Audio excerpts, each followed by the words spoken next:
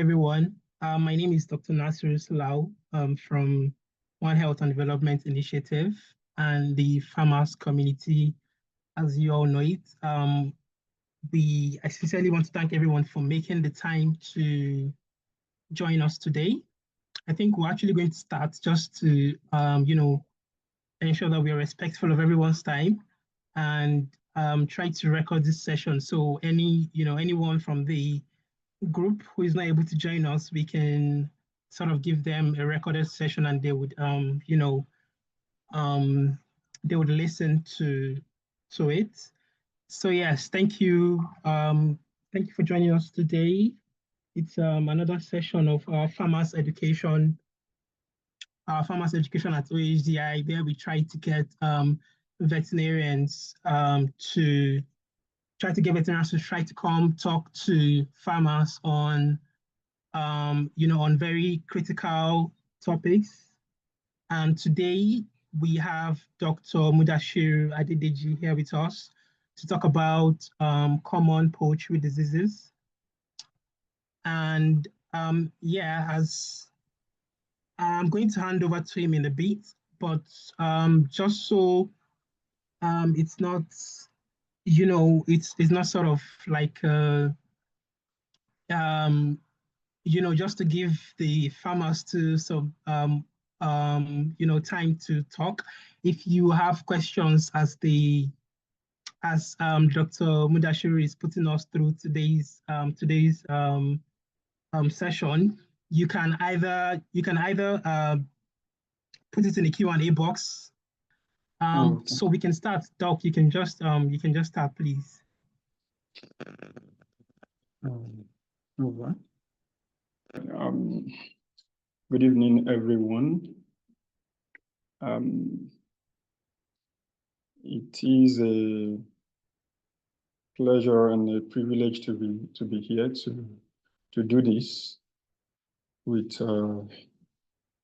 everyone present. I hope that as we go on, we have more farmers to join. I would like to acknowledge everybody that is here, especially the organizers of the training. I mean, if we consider what the activity is in Nigeria today, different activities, different challenges, and what have you would agree with me that it is not easy for any organizer to put things like this together. So I want to also acknowledge the efforts of the organizer and for giving me the opportunity to be here this evening. Well, I know this is Nigeria, and we have different ethnic group and tribes and languages, And whenever I'm doing something like this, whenever I'm opportune to do this, I like to acknowledge everybody to make everyone feel at home. But unfortunately, I do not know much about languages. I don't know how to speak languages, so I would permit me to say good evening to everyone, even though I cannot speak the languages for everybody here. One thing has brought us together this evening, and that is farming, poultry farming in particular. Even though we come from different tribes, poultry farming has unite us this evening. And everyone, I believe, enjoys eggs, chicken, in different forms. Can be in pepper soup, it can be in suya form, stew and the rest. That's the beauty of it. And so I've been asked to speak on common poultry diseases and their prevention. So my name is Dr. Mudashiru Adedeji, and I will be taking us through the topic as stated today.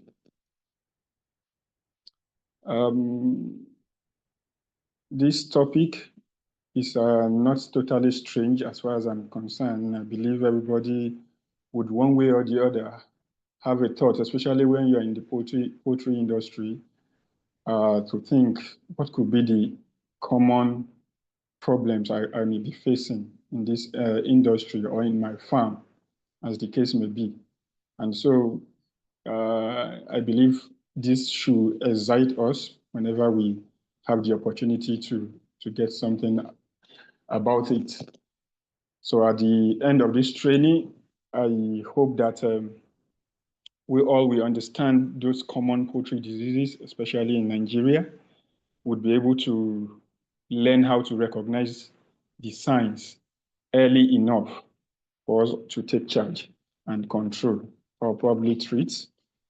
We should also be able to have or know practical steps for the prevention and control of these diseases. And at the end of the day, we'll be able to reduce losses and improve farm profitability, because that's the end goal of every business. I wouldn't want us to jump, fly to the main topic. Just remind ourselves of what we already know. We want to know what poultry farming is. Poultry farming, or should I say poultry, is what every one of us know. We know that all domestic birds are being referred to as a poultry, namely the chicken, turkeys, duck.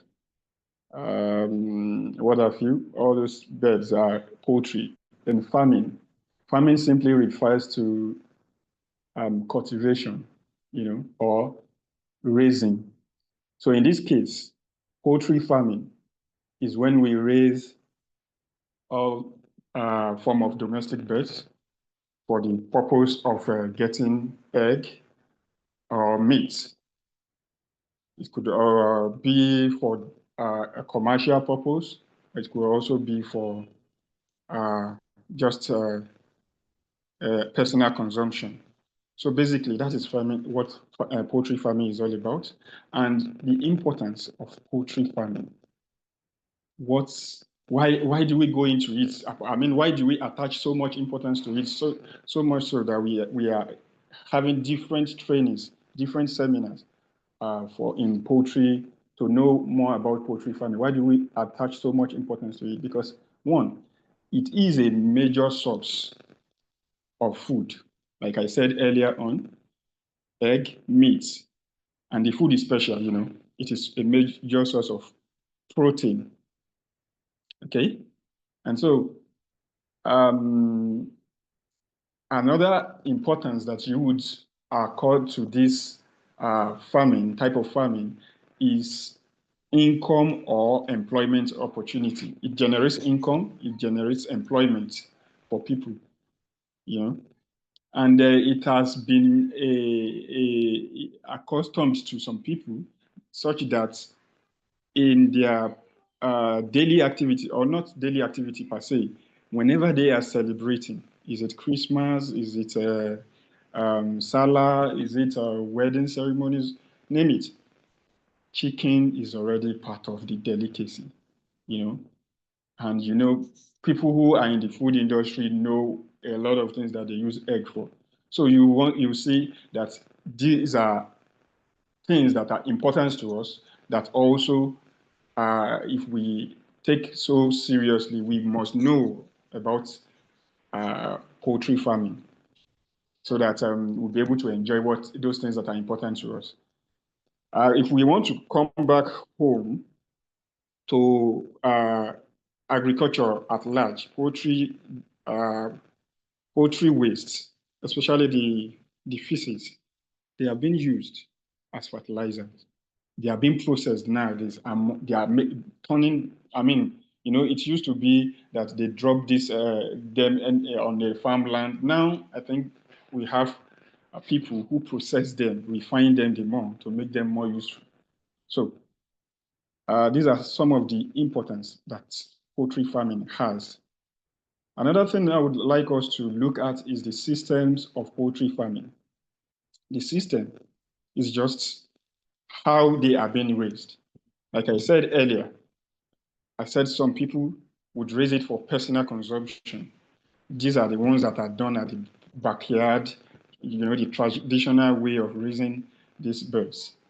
While some people would make it would have an averagely or relatively large number, so, and keep them both in-house and also raise them externally in their environment. So they allow them to roam around, and also they will withdraw or come back home in the evening. So that is semi-intensive way of raising your birds. I believe we are all together.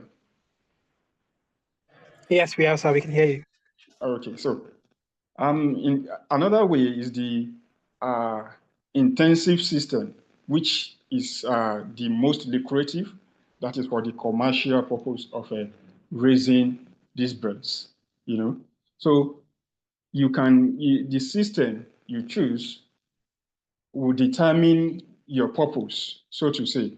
If you just want it for personal consumption, you might not necessarily create a large intensive housing, and so on. I believe we know what I'm saying when it comes to the system. However, I just want us to, touch it a bit. Now, why are we now focusing on the diseases of poultry? It is important we talk about the diseases of poultry because it is a delicate aspect of poultry farming. It is a very delicate aspect. Diseases can wipe up of a flock within a twinkle of an eye. Just overnight, something happens, something goes wrong, then the flock is no more. So it is important that we prepare ourselves for some of these eventualities when it comes to diseases. And that is why, in the first place, we are doing this. I believe we farmers know a lot of stories, must have heard a lot of stories about how diseases will make you become heartbroken just within a period of time, a very short period of time. So this is why we are looking at poultry farming and the diseases, the common diseases. There are a lot of diseases, so to say, but we have to look at the common ones first, because with that, we can equip ourselves with knowledge and also try and manage situations or control situations or even prevent these disease conditions. And that is why we are focusing on the poultry diseases, the common one. Now, if we before we go into what these poultry diseases are in themselves, we must always have it at the back of our mind that the diseases would not inform us before coming ahead or before getting into our flock. They will not inform us. It is for us to know that they exist, whether there's an outbreak on the farm or not. We should know that they exist. And when we are aware that they exist, we would be able to prepare ahead of time for them. I think there's a common saying that says if you don't take care of your chicken, your neighbor will eat chicken while you will only eat the stories. While your neighbor is tearing up the chicken, you are telling stories, and that will be your food. So in order for this not to happen, we would have to now dive into what these diseases are, see how much we can know, we can study and know about them, and try to get ourselves acquainted to it. And it is for these reasons that I would be telling us about the categories of these diseases. When we group them in a broad form, we classify them in a broad form so that we can easily understand some of the similarities, some of the differences, identify them, and it makes it easy for us to deal with these diseases. So the classes or the categories of the diseases in poultry can be in viral form, viral diseases, the bacterial diseases, the parasitic diseases, and the nutritional or management related conditions, diseases that come from this. You understand? So viral diseases most of the time are quick to spread. Some diseases, when it comes to infection, are quick to spread, but viral diseases most of the time are quick to spread, and are usually not curable. Bacterial diseases, if identified on time, early enough, they are easily controlled, more easily controlled compared to the viral diseases. And the parasitic diseases too are another form of diseases that can hinder our profitability when it comes to poultry farming. I would like to go into them one after the other. The number one that is so common, and I believe everyone must have heard of, is the Newcastle disease. Newcastle disease. Newcastle disease is a viral disease, and in science, it has a lot of classification. When you say it's a virus, Newcastle disease virus that causes this Newcastle disease, there are more to it when it comes to how virulent they are, But I don't want to bore us with those scientific terminologies. However, we should know that Newcastle disease is a viral disease, and it has a lot it has a lot to do with a virus that has different classes, so to say. The virulence, they are so virulent that there are some that even when you do the right thing, if it is not meant for that particular type of Newcastle virus, the Newcastle disease virus, you might not be tackling the issue. However, what is most important to us is if there is an outbreak of this virus, how do we know? How do we identify it? One is to know the signs that it could present immediately. Sudden death. Sudden death, in fact, you see that the flock will die in numbers, tens and hundreds, depending on the number, and you might even have it wipe up the whole flock. They come down so easily and they start dying suddenly. Just like the picture you are seeing on the screen, you see some of them showing twisted necks. I believe in different parts of the country, different languages, they have names for this twisted neck, and so it is very common. It is one of the major signs that you see in Newcastle disease outbreak. The birds will be passing out greenish diarrhea because, of course, they can no longer really feed well, and their poo, the color changes. You see greenish. Of course, it also affects their egg production. If they are already producing egg, if they are already laying, it will definitely affect the egg production. How do you get this? How do you? I haven't known these signs. How does this disease spread? How do the disease get into the flock? The infection process could be through air, inhaling. If an infected bird exhale the droplet that is contaminated or that is infected, as the case may be, and another healthy bird picks it up, it's the beginning of the infection process. It can also be transmitted through equipment or through the wild birds, who are carriers, moving around from one location to the other.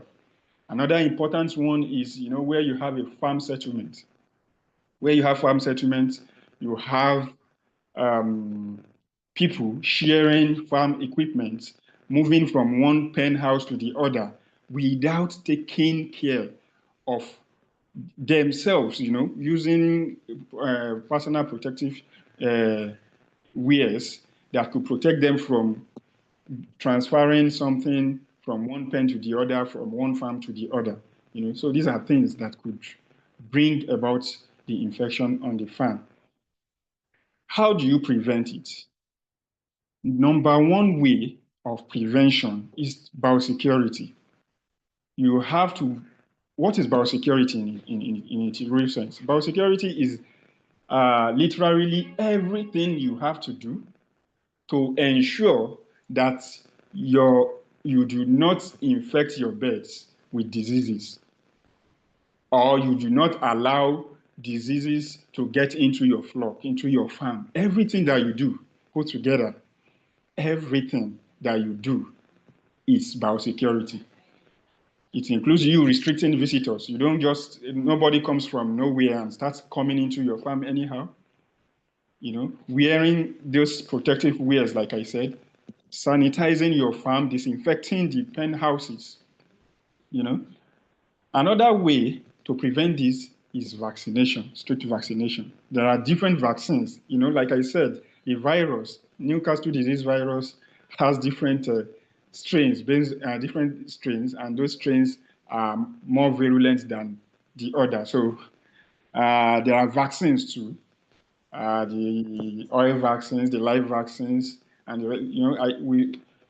when you use vaccines are meant to help your birds get immunity before for what is it called? These diseases that can harm them, especially in our farms in Nigeria. What we do is to vaccinate against viral diseases, and Newcastle is one of them. Lasota is one of the common ones. B1, all Lasota B1, all these can be done orally. There are some that are oil-based and that can be injected. So in order not to waste our time, Newcastle disease is a very broad topic. However, when we can identify the signs, we know how they are being transmitted, and we know how we can prevent it, then we would have done a great percentage of the job. Another common disease is infectious bursar disease, IBD, Gumboro. Just like Newcastle disease, Gumboro is a viral disease, and in fact, they are both named after the places where they were first identified, so where the outbreak happened first. And so that is why it is Gumboro. But in its real sense, infectious bursar disease, like the name implies, affects the bursar, and that is a major immune system factory, so to say. So the signs of Gumboro includes depression, ruffled feathers, watery diarrhea, sudden mortality in growers. Just like this picture displayed, you will see that the bird in question is already displaying a kind of ruffled feather. You understand? And you see watery diarrhea, they poo, just become unnecessarily watery, not normal, and they die fast. Even though the mortality rate is not as high as that of the Newcastle, but it can spread like fire so easily too on the farm. It can also be transmitted through or be spread through contaminated feed, water, litter, whatever, everything that the birds use These are the means by which they can be contaminated, and it is important for you to prevent it. You have to prevent using vaccination. You have to vaccinate against gumboro, and you have to do it at the right time. You have to vaccinate and do it at the right time. When it comes to vaccination, there are different calendar for the same purpose, based on where your farm is being located. You have to clean and disinfect the houses between batches. When you get your birds, you can do all in, all out. As soon as this pen is empty, you have to take care of the pen properly by doing the necessary cleaning and disinfection before bringing in new birds. You can even rest your pen, as the case may be.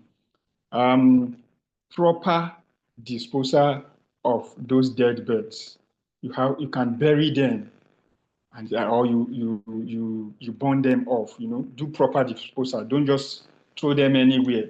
You might be helping the disease to travel far. Another one of the diseases, I believe we are all together. The common diseases, another one is fowl-pox. This is another one that is common in our farms, and it changes the appearance, so to say, of the bird, and you see different wat-like sores on the comb, and their wattles, their eyelids. You see some patches like wounds in their mouth and in their throats. This particular disease also has also caused by virus, and it has different forms too. It can be wet, it can be dry. When we say it is dry, is the one we can see externally. The diphtheritic form is the one that that is most of the time seen during a post-mortem. So basically, what you need to know is the signs that you see, and you could be able to predict that this is fowl-pox. It is transmitted through mosquitoes and direct contact from the infected birds.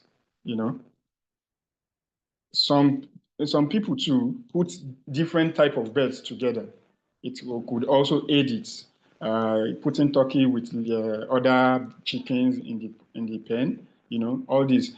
But majorly mosquitoes, and we all know where mosquito is coming from: dirty environments, pits or gutters where there are dirty water.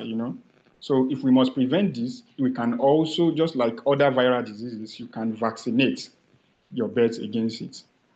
Vaccination can be done, and it's one of the common vaccinations done by farmers on their farm, whereby you use their wings for the site of vaccine administration. You control the mosquito, control the dirty environment, and with this, it will help. Away from the viral diseases, it's coccidiosis now. Coccidiosis.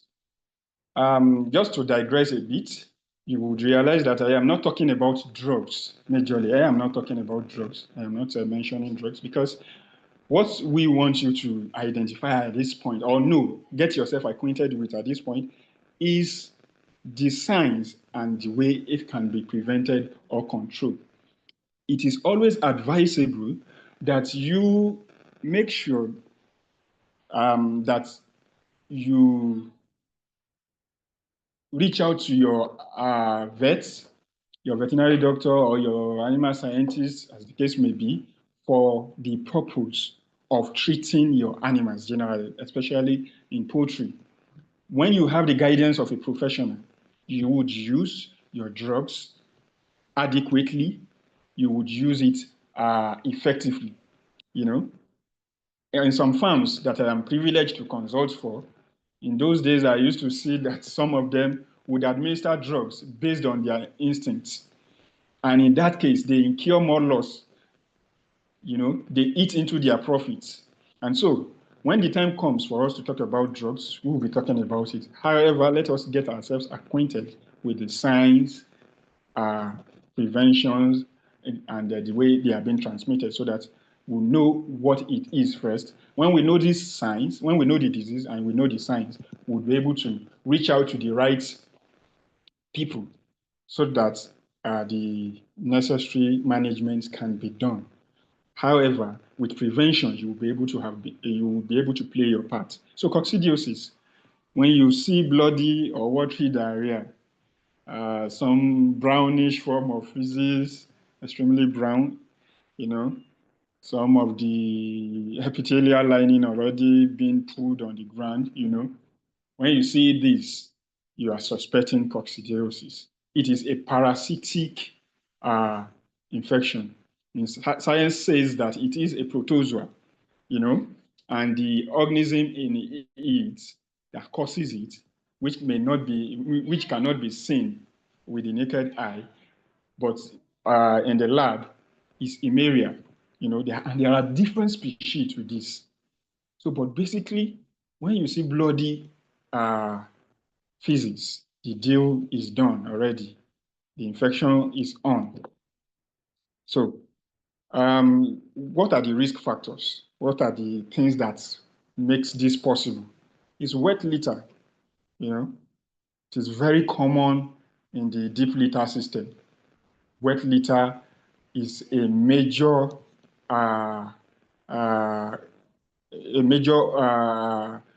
cause of this, or it makes your bed susceptible. Yeah, that's what I want to say for this coccidiosis. Overcrowding, poor hygiene. When you put them together, overcrowding in itself will help drop the immune system. And so these things will present them to coccidiosis so easily. But if you want to prevent it, you have to keep your litter dry. You have to allow for good ventilation. And you can use, we are now talking about drugs here, preventive dosage of anticoccidia drugs. Again, it has to be through the guidance of a professional, a veterinary doctor. Anticoccidia drugs are in different forms. The active ingredient, what is in each drug differs. You understand? So you have to be sure of what you are treating, and that is why you have to understand the sign you are seeing. It is not only coccidia parasite that will give you that will cause bleeding or that will make you see a blood on the floor, or on the litter. So, but when you are able to identify this sign, it will equip you to do the right thing. If the vaccine is available in some areas, in some countries, then it can be vaccinated. Of course, if you want to vaccinate against this now, you also have to know the type of Emeria that is causing it. Chronic respiratory diseases, mycoplasmosis, is very common. Almost every farmer must have heard or said something about. Hello, Doc. You said? Yeah. Yeah, can you hear me? Yeah, I'm with you. Yeah, I was just trying to tell you that it's currently 5 p.m. So we can Okay. maybe you should try to round about 5:10 and take 5 minutes for questions. All right. We spent about 30 minutes waiting, so no problem. I would round up quickly. Thank you, sir.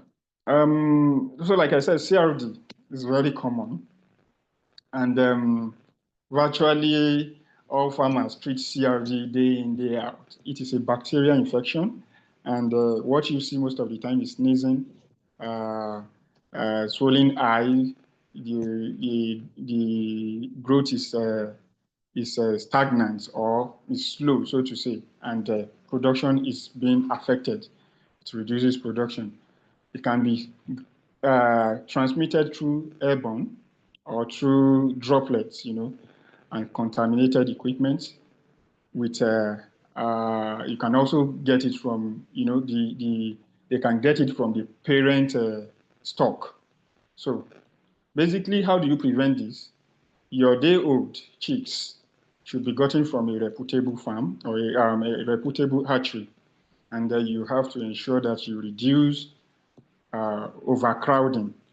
Antibiotics is being used. Make sure you are being guided when you want to use the antibiotics.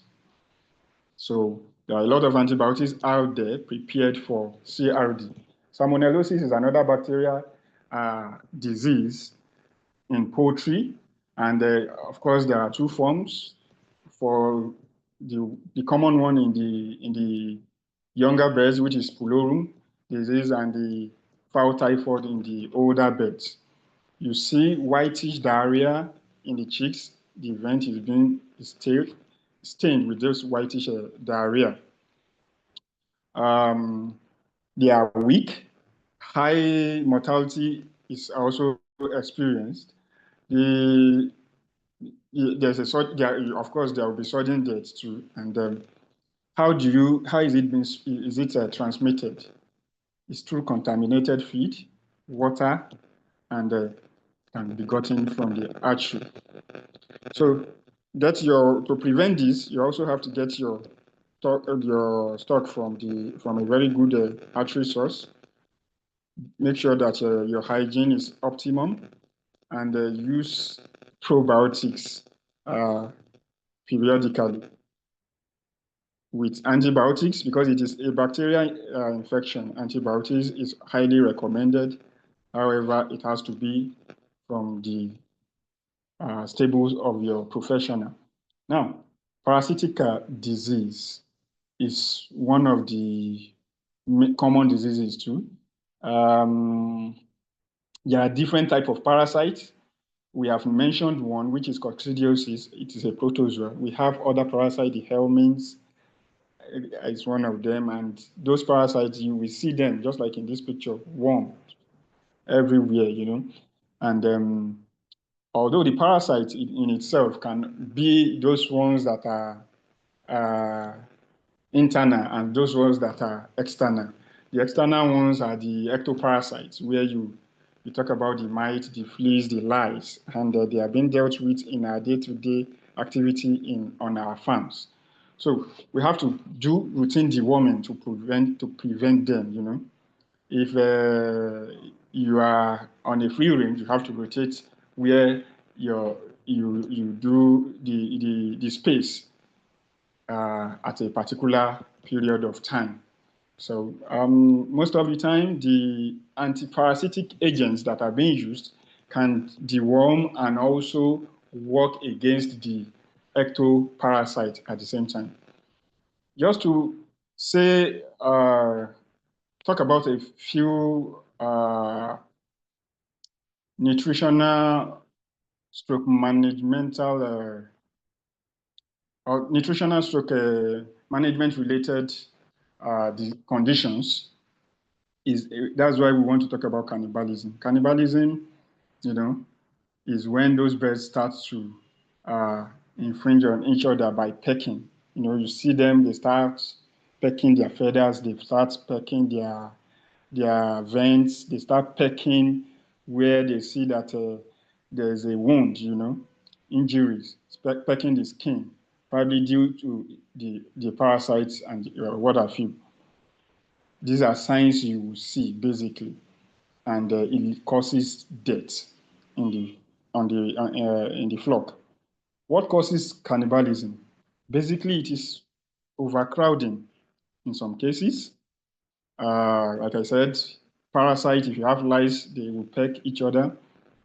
Excessive heat, excessive light, social dominance, where you put maybe a big bird among the small one, so they want to exert their authority.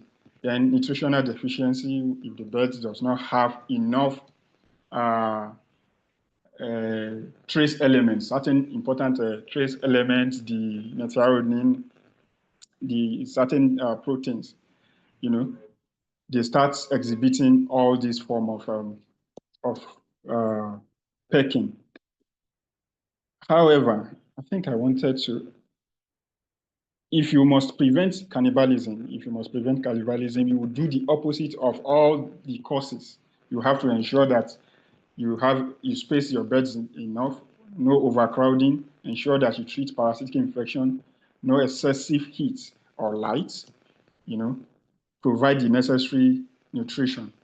So, in conclusion, I would want us to ensure that we watch for early signs on our farms, early signs of diseases on our farms.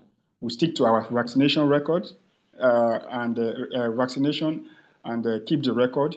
We also stick to very good biosecurity. We keep our environment clean and birds stress-free.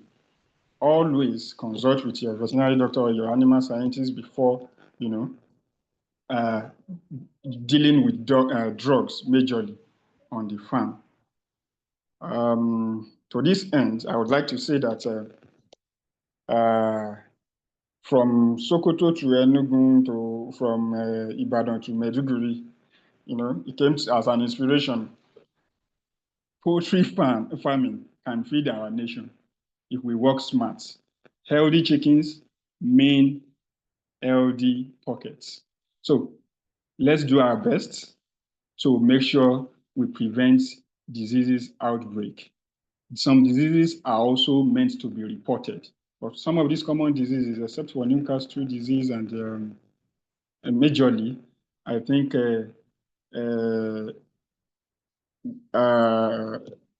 you can identify the signs and be able to report to the nearest veterinary officer so that the necessary things can be done so that it will not be spread to other farms. Thank you for listening. Thank you for having me. Yeah, thank you very much, Dr. Adedeji. And that was like right on time. You had a couple of minutes to spare. Right. Okay. Thank you very much. Thank you very much, Dr. Adedeji, once again for that very quick rundown on common poultry diseases that we encounter in poultry farming, and also ones special appreciation to even include ones that are not caused by any causative organism, which is managerial. Those ones usually go they usually go under the end up being like underdogs. So yes, this is time for questions. I don't know if anyone in the attendees today have questions.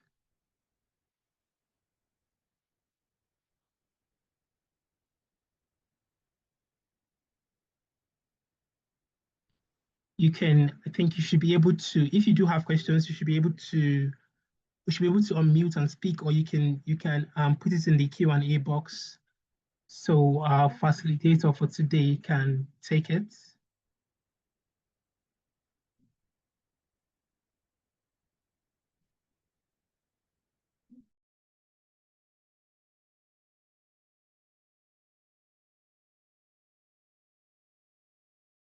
Okay, even if not questions, anyone has more things to add. I can see Dr. Baba is listening to us and Dr. Sambo. Thank you for joining us. If you would want to make some professional contributions, that's also welcome.